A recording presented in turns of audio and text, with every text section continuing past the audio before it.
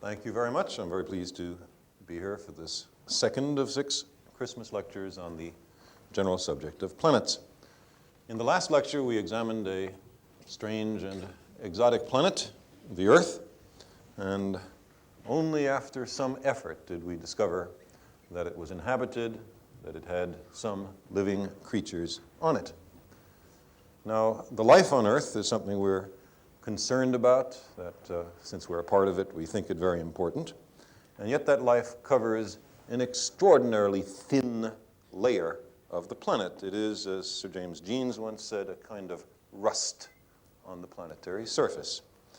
And one question which always arises, every human culture has wondered about it, is how did life come to be? Where did the rust come from? And if we consider any organism, even very simple ones, it's astonishing what they're able to do. Take some fairly humble organism, let's say a rabbit. Think of what rabbits can do. One thing they can do is hop. Now, you may not be very impressed with a rabbit's hop, but rabbits hop better than the best hopping machines which people have made so far. Rabbits do it better than we know how to make machines do it. Or consider the munching of lettuce. Rabbits eat lettuce, but not only do they eat it, they convert it into rabbit. Today's rabbit's brains are yesterday's lettuce. Now, we can't do that. We can't take some lettuce and do something to it, and the end product, we have a rabbit brain. But the rabbit is able to do that perfectly well. Probably the rabbit brain never thinks about where the rabbit brain came from. Many human brains never think about where human brains come from. Or think of the remarkable ability of rabbits to make more rabbits. Probably they don't know in great detail how that comes about, although the essentials I'm sure they've mastered. That's a very complex business to make a rabbit from scratch and some lettuce. Animals and plants are able to do remarkable things. They've been on the Earth for a long time, although human beings have not. We are only a few million years on the planet, and life has been here for some thousands of millions of years. And what a remarkable diversity of life there is. For example, let's take a look at some kinds of life on the Earth and just remind ourselves about how remarkable it is. This is an orchid that goes to very great lengths to induce insects and in some cases bats to pollinate it, to encourage it to make more orchids. Here is a great rainforest. The largest trees on the Earth go to hundreds of feet high. Think of the enormous lushness, diversity, and complexity of the organisms that inhabit this forest. Here is a mosquito able to fly. What a remarkable thing to have things on your back which you flap and away you go. Humans have not figured out how to do that, but we're a lot heavier than the insects. Or here's another organism that's managed to learn how to fly, the only flying mammal, the bat. And here is a cousin of ours, a monkey that eats leaves, and perhaps is not so far distant from us as some of us would like to think. And here's a lovely organism, the zebra, with a beautiful kind of pattern on its coat. Now, these are all big animals that we're used to. But most of the animals and plants on the Earth are little animals, things so small that we can't see them with the naked eye. And I'd like to spend just a moment on those fellows. So here, for example, are some bacteria, very small, much smaller than the human eye can see unaided, in the process of mating, which they do occasionally, not all the time, to encourage genetic diversity. Here is an aphid, which we're looking straight at, and certainly an interesting beast that ants farm. They use them as domestic animals. Here is one kind of pollen. Here is the surface of a leaf. I think it's a geranium, but I'm not sure. These lovely three-dimensional pictures are taken with a machine called a scanning electron microscope. And here is the surface of another kind of leaf. Look at the beauty, the regularity, the geometry which exists in the microscopic world, all produced by biological systems. And here are some microbes which live in snow. And it's quite interesting that there are organisms which are able to live in extremely exotic environments. Over here, we have a bee's knee, close up. Bees have knees, 6 of them. Spiders have 8 knees. Humans have only 2. And you can see that the attention to detail which nature has made at the level of the bee's knee is pretty substantial. And here is an astonishing creature called a tardigrade, which when things are dry, curls up into and becomes a kind of speck of dust and can last that way for very long periods of time, probably thousands of years at least. And then when things get wet, you moisten a tardigrade, and he uncoils and starts walking away, looking a little bit like a bear with 8 or 10 legs, however many he happens to have. Let's spend a moment on this lovely film. Here we see a boiling hot spring in Yellowstone National Park. And you can see what the temperatures are, almost 90 degrees. Organisms live there just fine. Here are people in the Antarctic digging a core through the ice. And it turns out in those extremely low temperatures, there are organisms that survive simply fine.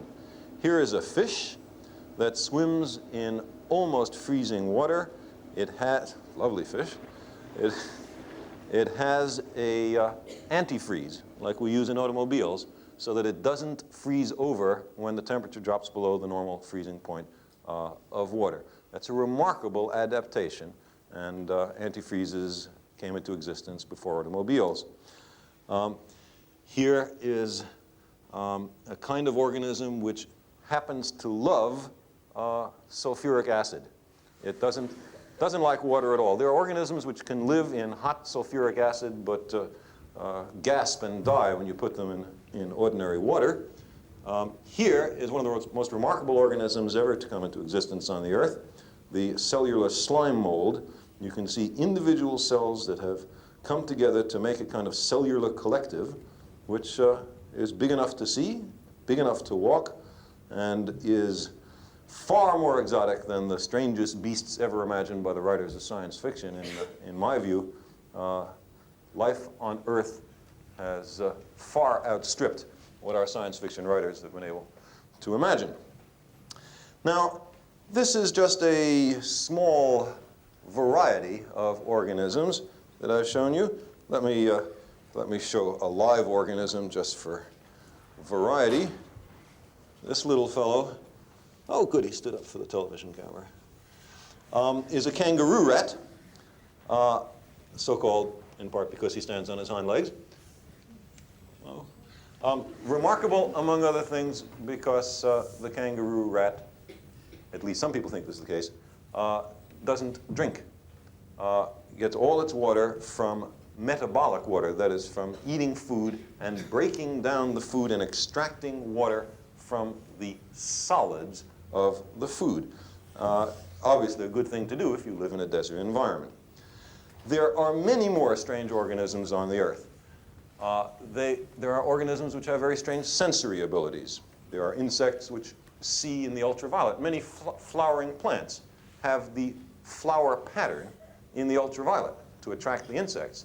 All sorts of garish signs, arrows pointing to the pollen, and signs in bee language saying, "Free eats, come this way," which we can't see because we only see visible light.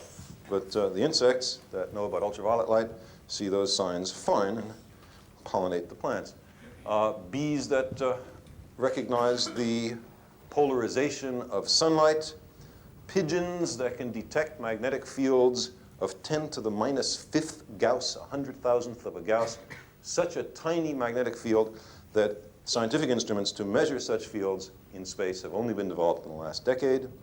There are pit vipers that can observe the world in the infrared and strike the prey when it's dark. There is a French grasshopper which has on its back a kind of thing that looks like a radio antenna. It sends audio messages to female French grasshoppers, which they enjoy receiving.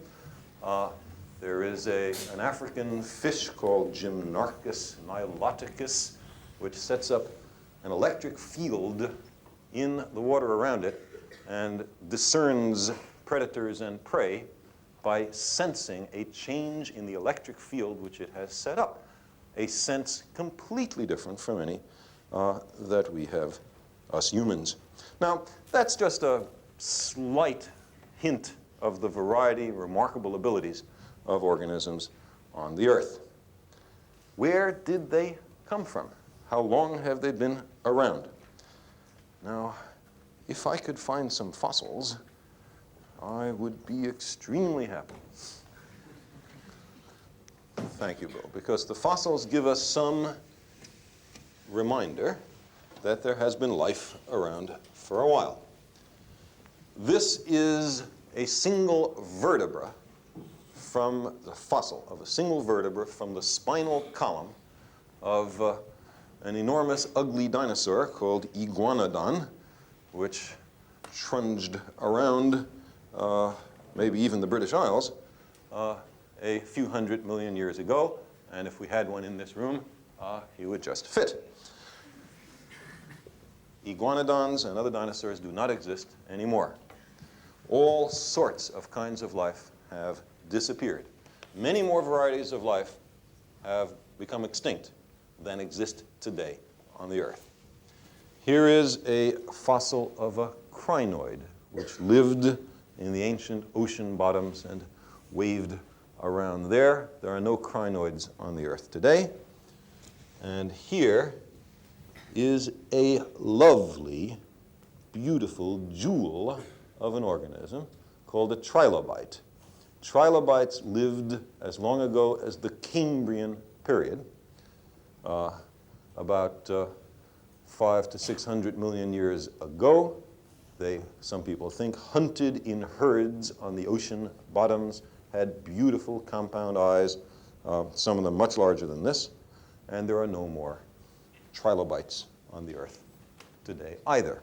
Now, 600 million years is not very much in the lifetime of the Earth, which is almost 4.5 thousand million years old.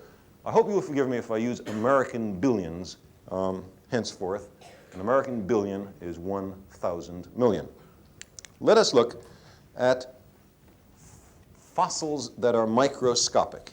If you take a rock and slice it thin, and are lucky, you might find something like this sphere with inclusions in it. There is a detailed interior architecture which perhaps you can make out.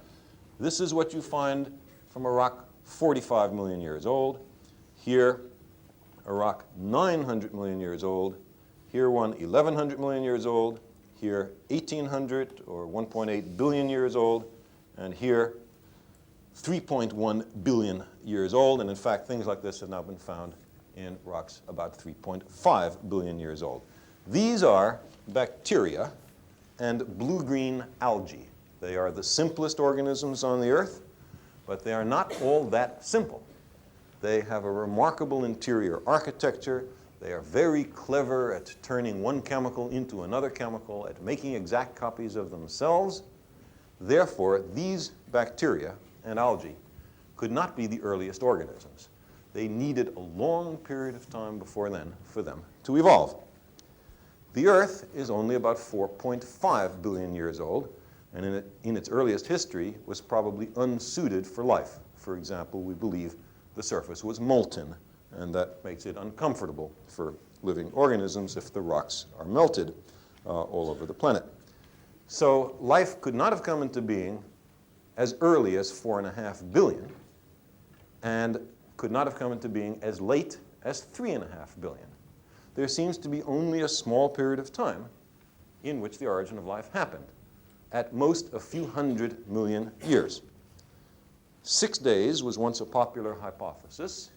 It is not excluded by this evidence, but it could not have taken longer than a few 100 million years. Now, if there's a process which happens in a period of time short compared to the time available, we are tempted to say it is a likely process. The origin of life happened on a time scale much shorter than the age of the Earth. And that at least suggests that the origin of life is in some sense easy. It's not hard. It happened fast. Something must encourage it, must make it easy. And we have to now ask, what is that something? How does life come into being? Now, if we could understand the origin of life, the origin of a system able to make identical copies of itself, and if there are changes in its hereditary instructions, those changes also are accurately repeated, then we can understand, at least in principle, the entire future history of life. Because we understand from the epical work of Charles Darwin and Alfred Russel Wallace in the United Kingdom, except it wasn't called the United Kingdom then, I don't believe, how evolution comes about. Mr. Darwin's portrait is sitting here. I don't know if that's exactly a scowl, but I like to think of him as delighted at having come upon such a splendid idea, but he doesn't look extremely happy in this particular picture. Perhaps it was indigestion after breakfast. But the basic idea of evolution is that there are occasional changes, variants, different kinds of organisms which spontaneously arise. Most of those make the organism less suited to the environment, more poorly adapted, and that organism loses out in competition with other organisms. But occasionally, by accident, an organism comes into being which is better able to deal with the environment it's in, that particular millennium, or era, or epoch, and it does better, leaves more offspring, and that variety tends to predominate. There is nothing in this process which is, so far as we know, preordained. It is a process which is extremely wasteful because many natural experiments happen which result in organisms which are less suited to the environment. Only a tiny fraction are better suited and are the aperture, the road to the future. The secret of evolution is an enormous period of time and the deaths of many maladapted, poorly adapted organisms. Now, to understand the entire magnificent panorama of life, the remarkable history over the last few billions of years, we must understand what life is, and in particular, how the first system capable of making copies of itself could come into being. To do that, we have to understand how life today does it. Now, we've just been looking at an astonishing diversity of life. But that diversity is, in a way, misleading. You, for example, look different from an oak tree. I'm sure everybody would agree with that. But down deep, where it really counts, you are not very different from an oak tree. You are astonishingly like an oak tree. The oak tree is astonishingly like you. Suppose we look closely at one of the cells in your body, and you have something like 10 trillion cells, so you could easily lose one without minding.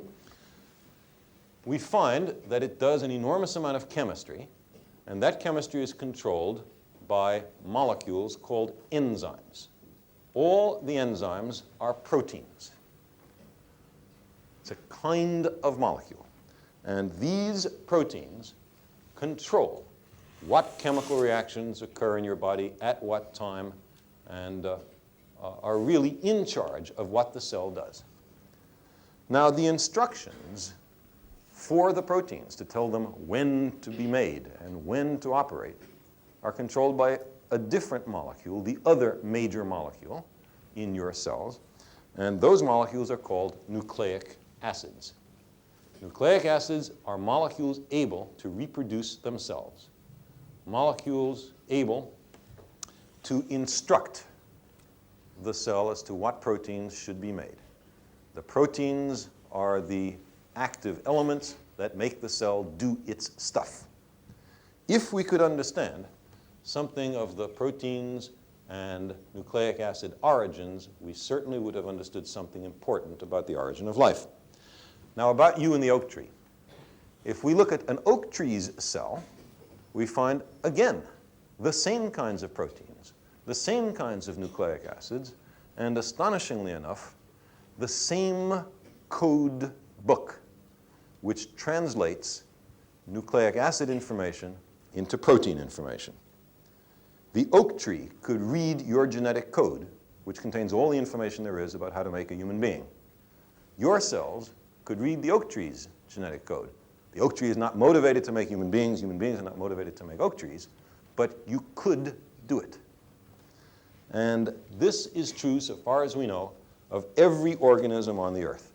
They all use proteins to make the chemistry go, all use nucleic acids to control the proteins and to reproduce and to pass hereditary information on from generation to generation. There are no departures from this. All the organisms down deep are the same. This deep relationship suggests that we are all cousins. Us oak trees, us beagles, us begonias, us baleen whales, we're all related closely. And that's one reason why it's so interesting to look for life elsewhere, to see if life on other planets is built on the same chemical principles as on the Earth, or might be in some way very, very different. Now, I want to spend just a minute describing in a little more detail the proteins and the nucleic acids. To do that, we have to talk a little bit about chemistry. Before me on this table are models of lots of chemicals. They look pretty complicated. That's because the chemistry of life is pretty complicated. We should not be intimidated by the complexity. In fact, I will start with a very simple molecule. Okay? It's a sort of barbell, not difficult to lift. Real atoms are about 100 millionth of a centimeter across. So if I held one up, you would have difficulty seeing it, even with the zoom lens on the television cameras. So we make molecular models, which make things about 100 million times larger, and then we can get some sense of them. Each white sphere is a hydrogen atom. The two together make a hydrogen molecule. Each red sphere is an oxygen atom. The two together make an oxygen molecule. Each blue sphere is a nitrogen atom. The two together make a nitrogen molecule. Here is a molecule made, you can see it looks a little bit like Mickey Mouse, of one oxygen atom, that's the red, and two hydrogen atoms, that's the white. That's H2O, otherwise known as water. Now, let's find one other nice one. Here is one carbon atom, that's the black fellow, and two red atoms, those are oxygens, and the three together make CO2, carbon dioxide. Now, the Earth's atmosphere is made mostly of nitrogen, oxygen, carbon dioxide, and water. So if we were to grab a handful of air and look closely at it, we would find that it was made almost entirely of these particular molecules. There are other kinds of molecules, and I will come to them in a minute. But it's interesting that most organic molecules, the ones that life is made of, the ones that contribute to proteins, nucleic acids, are made mostly of these four atoms: carbon, hydrogen, nitrogen, and oxygen. Now, proteins are built out of building blocks called amino acids. Here is an amino acid with a nice little ticket on it. It's aspartic acid. They have very nice names. And these amino acids link up into long chains called proteins. And I think it would be nice if we were to do such a link. And I will need volunteers from the audience who want to be molecules. Please, all of you who wish to be molecules, please come down. And let's line up right here. Have maybe 10 molecules. Okay. Okay, now why don't you all face this way, and let's make a kind of line. And I'd like everybody, okay, that's, I think, enough. That's good. Make a nice molecule. I'd like everybody to do two things. First of all, come over here, stand facing this way. And I hope you all can read. And when I give you the molecule, say what it is. Aspartic acid. Aspartic acid. Very good. And then, would you please say what it is? Go ahead, give it a try. Leucine. Now, I would like to have a link between two amino acids like that. Good. The next one, can you read this one? Glycine. Very good. Would you please hook up to leucine right here? Here is an alanine. Would you hook up to glycine? Very good. Here is glutamic acid. Terrific. Histidine, you're a reasonably complex amino acid. Cysteine, you are a sulfur-containing amino acid. Not many of them. And asparagine comes from asparagus. Good, and we'll do one more. Forgive me those amino acids in the back. Here is glutamine. Now, would you hook up? And may I have one more amino acid for me? I'll be valine. And now we have a short chain of amino acids, which is a kind of small protein. Now, this protein controls some chemistry in the cell. Not all the amino acids work. It might be only these 4 amino acids right here which do the work, and the rest of us sit along for the ride. And now we will have a little protein dance. Okay?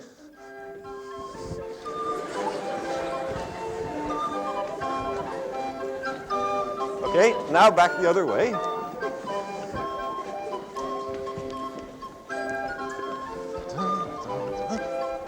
Good.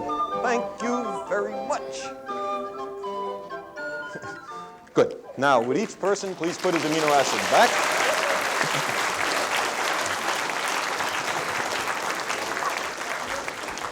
Thank you. I apologize to those amino acids who did not get to dance. Now, that's not exactly how the amino acids link up, but it gives you a kind of idea. Many proteins are so long that if every person in this room were an amino acid, we still could not make the protein of the appropriate length.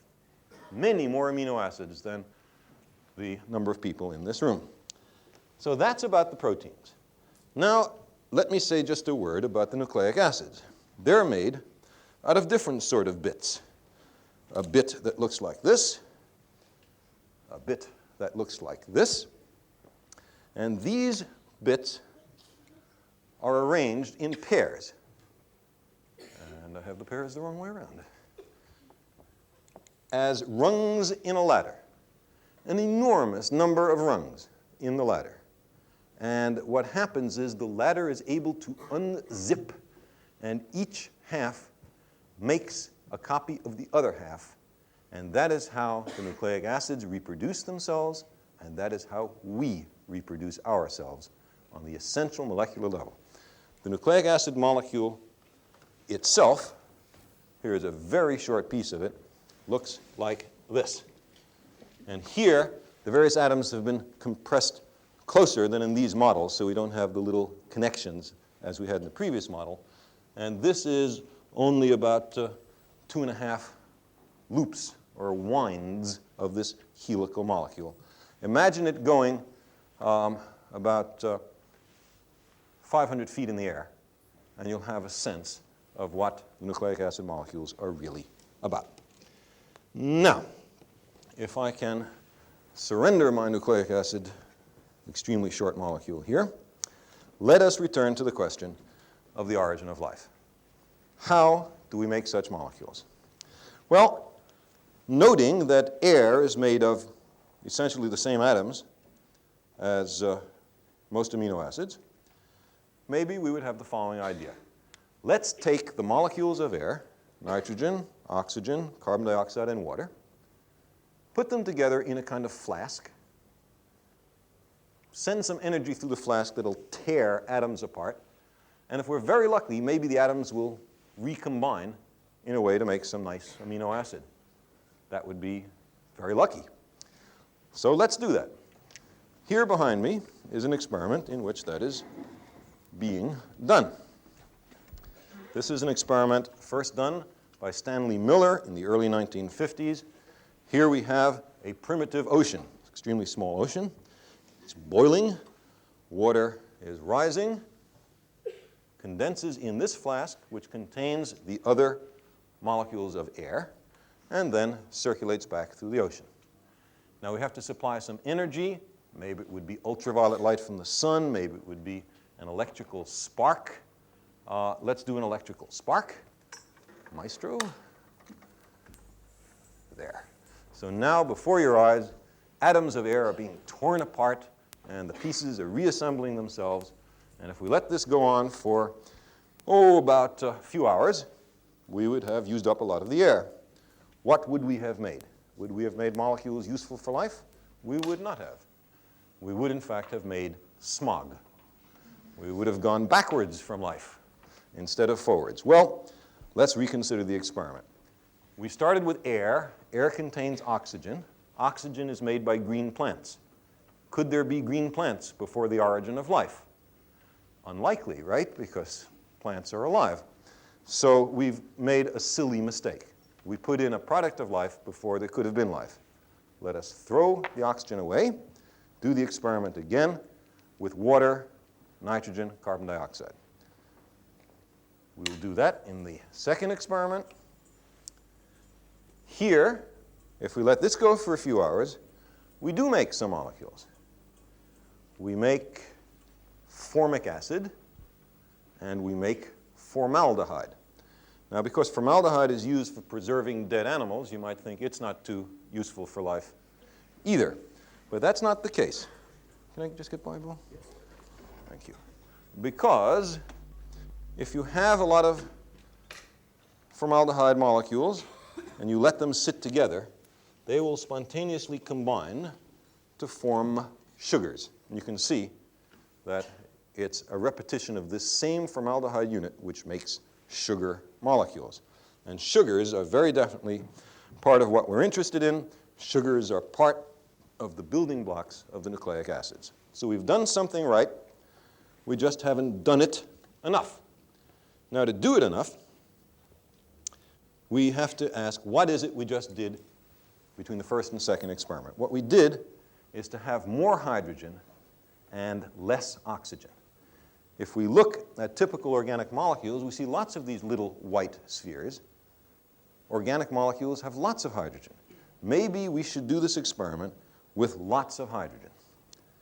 But is that justified? Is there any reason to think that the early Earth had more hydrogen than today? Well, the early Earth formed out of typical cosmic matter, and we have to ask, what is the universe made out of? Does it have a lot of hydrogen or only a very little? Now, the way that scientists usually examine the stars, gas between the stars, planets, to see what they're made out of, is by spectroscopy. And here, what happens is light passes through a kind of slit, then through a prism, which breaks initially white light up into a kind of rainbow pattern.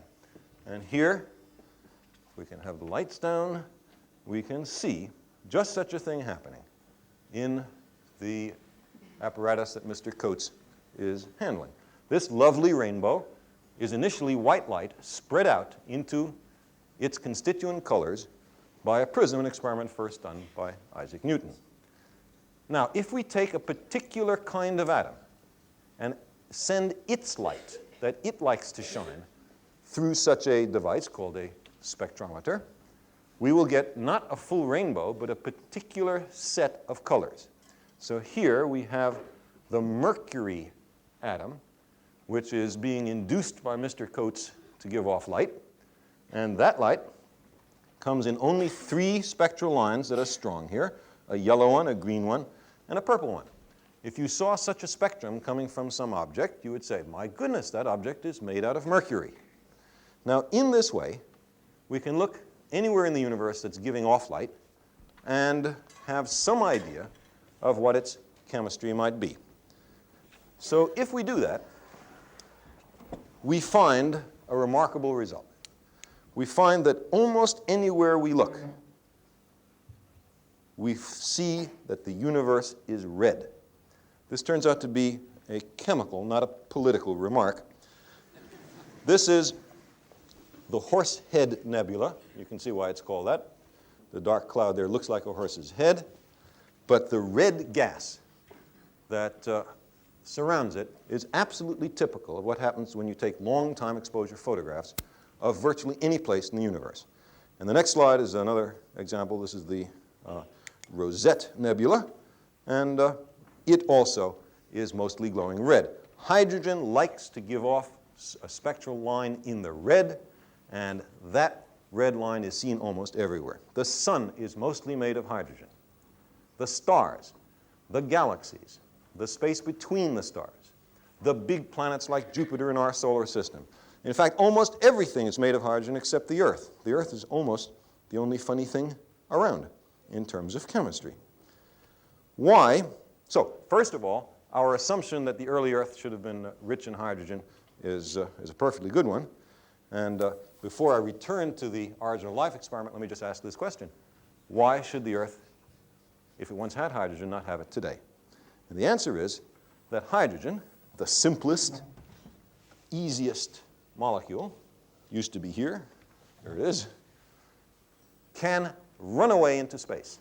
It is so light that if it's sitting around in the upper atmosphere of the Earth, it can be collided with by some other big, heavy, stolid molecule and made to move very fast. And if there are no other molecules in the way, and if it's moving at escape velocity, it will run away into space. The Earth's atmosphere, the upper atmosphere, is very hot, and it has very little gravity, and so this is symbolic only. Hydrogen will run away from the Earth. On the other hand, Jupiter has such a low temperature in its upper atmosphere and such a high gravity that not a single hydrogen molecule could have escaped from it in the entire history of the solar system. Now let us return to our experiments. Suppose we now mix together not oxygen, but water, the kind of oxygen which has the most hydrogens on it. Not nitrogen, but ammonia, 1 nitrogen atom and 3 hydrogen atoms, the kind of nitrogen which has the most hydrogen attached to it. Not carbon dioxide, but methane, 1 carbon atom and 4 hydrogen atoms.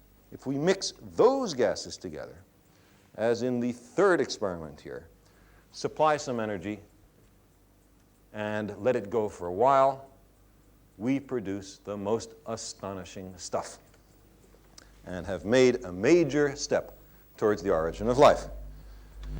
We're showing here an experiment done with a lightning or electrical discharge as the energy source, but in other experiments, for example, in this one in our laboratory at Cornell University, there is an ultraviolet light source. You can see the transparent flask at the beginning of the experiment, but at the end of the experiment, we have a flask filled with brownish, powdery stuff. What is this brownish, powdery stuff? It is essentially all of the molecules on the table in front of me. We have made a great variety of organic molecules. The necktie that you saw there was for color comparison purposes only. We cannot do an experiment in which we start out with the gases and waters of the primitive Earth, and at the end of the experiment, somebody crawls out of the test tube. We haven't done that yet. But what we can do is make all of the amino acids, all of the building blocks of the nucleic acids, and even hook them up to make short proteins and short nucleic acids. Now, the rabbit that we talked about early in the lecture, no one can make. There isn't enough time to start such an experiment and wind up with, let's say, a rabbit. As you might imagine, I need a volunteer for this part of the experiment, please. Now, it would be lovely if we could make any organism, but remember how complex the organism was and how simple these molecules are. There simply isn't enough time. But maybe such a thing might someday be possible. Could you please examine this hat and show that it's empty? Oh, it's not empty.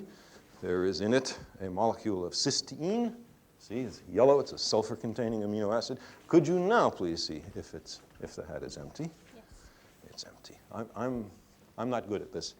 See, it's empty, and I'm supposed to show you that it does that, and now I have to open it up again. There was a way I forgot. There, it opens up. Now, put the empty hat down. Could you please check that there's, the table is okay? There's nothing around there. Oh, well, okay. Yes, that's certainly empty enough. Could you now check that the hat is still empty? Good, thank you. And now, could we please pull off? And here,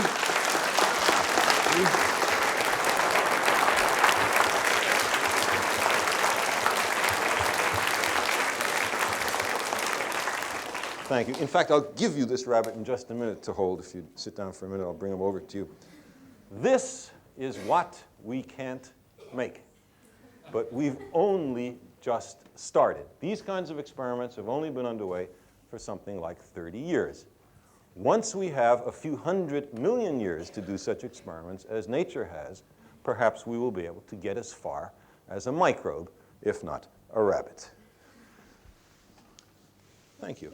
You get to keep them until the end of the talk.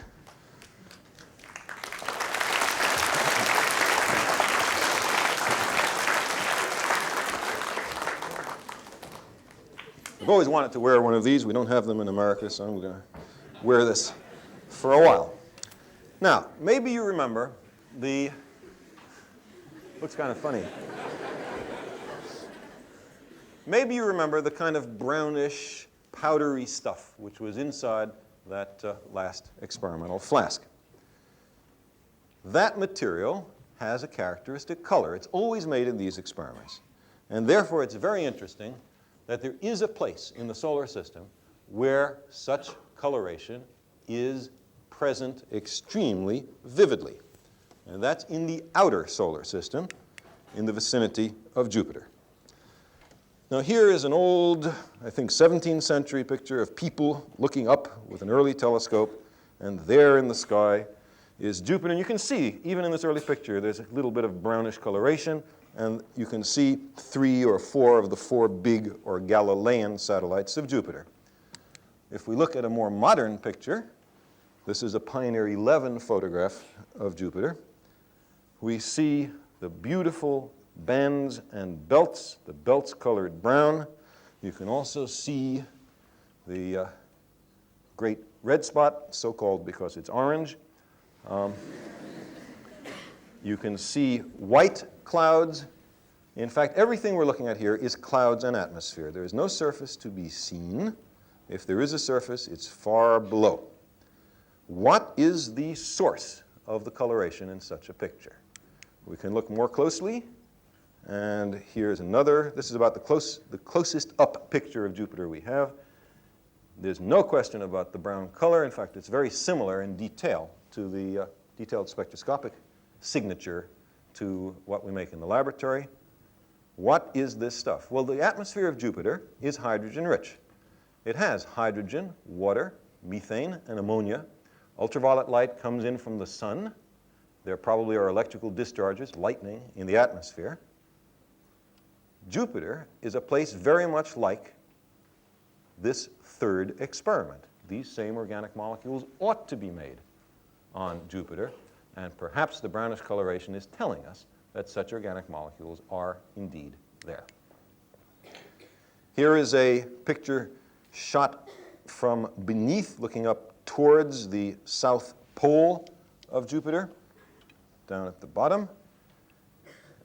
And if we look more closely at such a region, we see astonishing bubbles, cyclones, storm systems.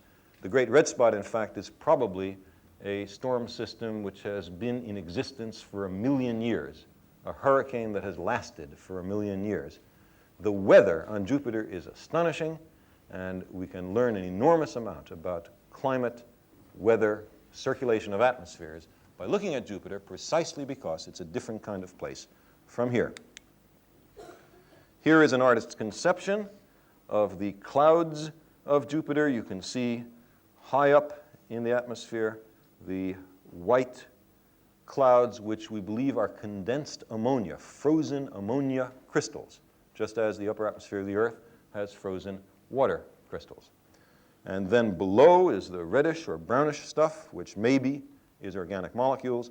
And you can also see that the artist has put a few lightning bolts in at lower right, just to remind us that there is some energy there. Now, the clouds of Jupiter can be calculated to be something like this. Here we have, up at the top, the solid ammonia.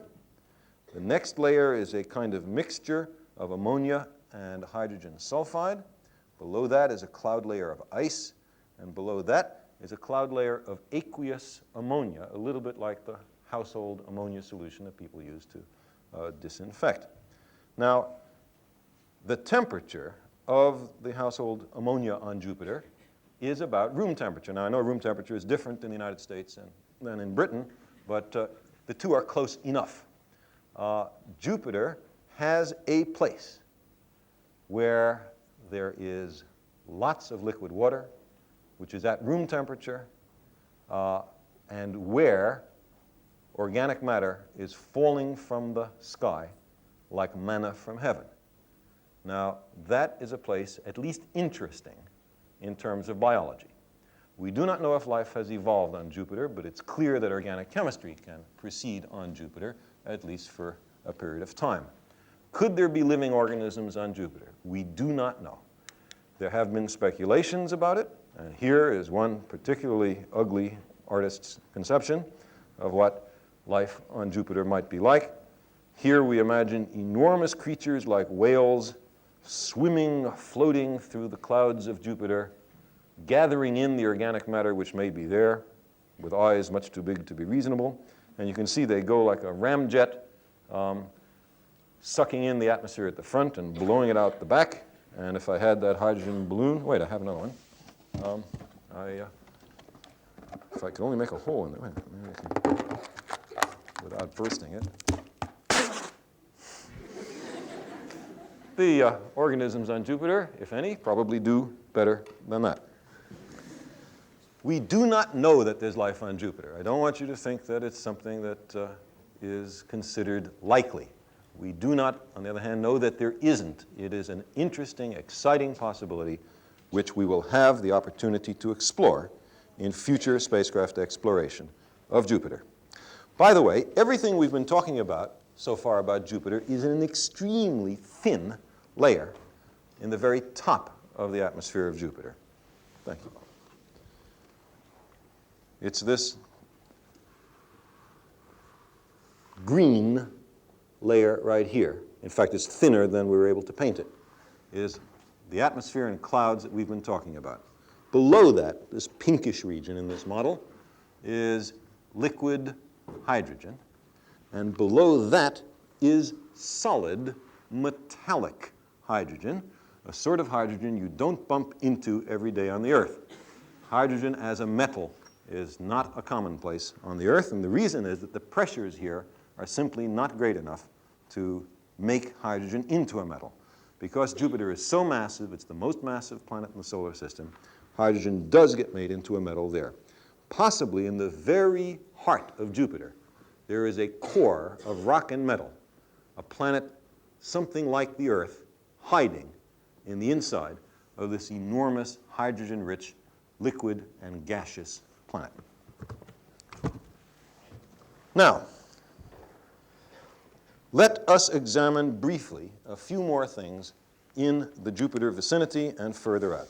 Here is simply a reminder that spacecraft are on their way to Jupiter and beyond to take close-up looks, much better than any which has been obtained so far. Here are 4 drawings made by visual observers on the Earth of what they think they may have seen on the surfaces of the 4 big moons of Jupiter. And here are 4 maps of the 4 moons. And you can see here is Io, the innermost moon, Europa, the next one, Ganymede, the 3rd one, and Callisto, the 4th one. And there are features on the surface. But what do those features mean? We haven't the foggiest idea. We know that they're icy. Here is an astonishing picture of Io taken in the spectral line given off by sodium. And it turns out that Io has left behind it a cloud of sodium gas swept away from its surface. And what some people think is that Io once had oceans in which were sodium salts and potassium salts and other such salts. The water escaped to space just as the hydrogen escapes from the Earth, leaving behind the salts which are now being blasted off by a high radiation environment which surrounds Jupiter. That is one of many indications that the moons in the outer solar system are not like our moon, are very different sorts of places. Now, beyond the Jupiter system are many other objects. Interior to the Jupiter system are many other objects also, because between the orbits of Mars and Jupiter are an enormous array of asteroids, little rocky objects, but they're not all rocky.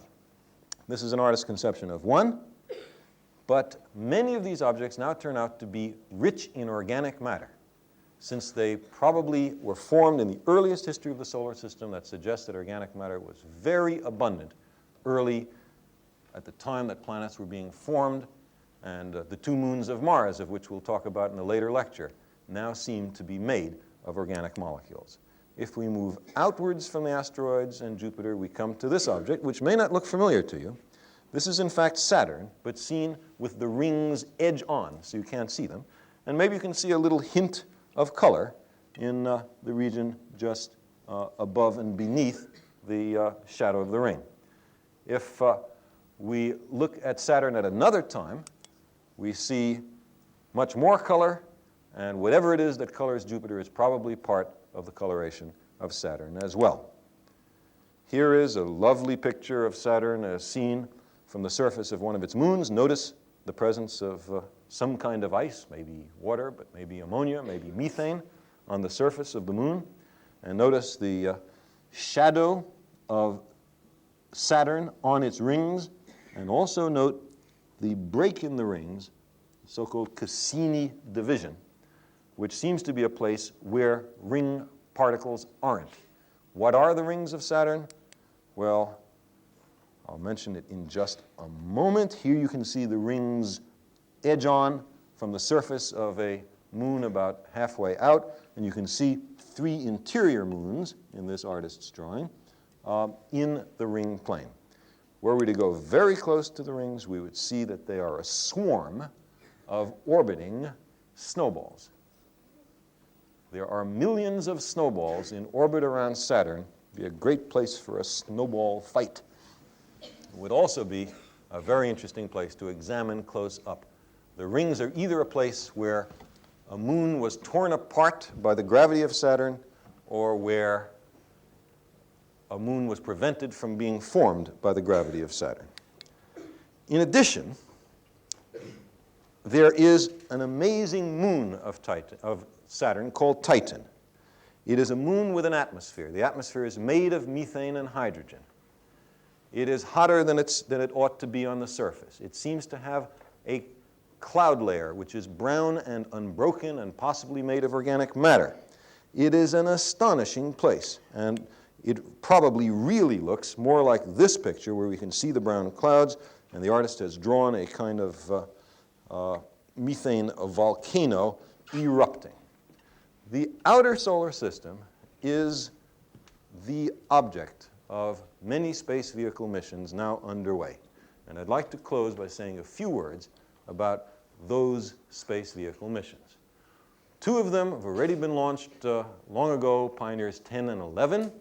Pioneer 10 has already passed by Jupiter and will leave the solar system. Pioneer 11 has passed by Jupiter, but in 1979 will enter the Saturn system, and if it still survives, maybe we'll get some pictures and other data in a preliminary way of what Saturn is about. Voyager, which I talked about in the last lecture, is a splendid, magnificent kind of spacecraft. You can see booms for magnetometers and atomic batteries, an enormous antenna to send information back to Earth, and over here, a set of instruments to examine very carefully Jupiter and Saturn and their 20-odd moons, the rings of Saturn, Uranus, if we're lucky, and the newly discovered rings of Uranus.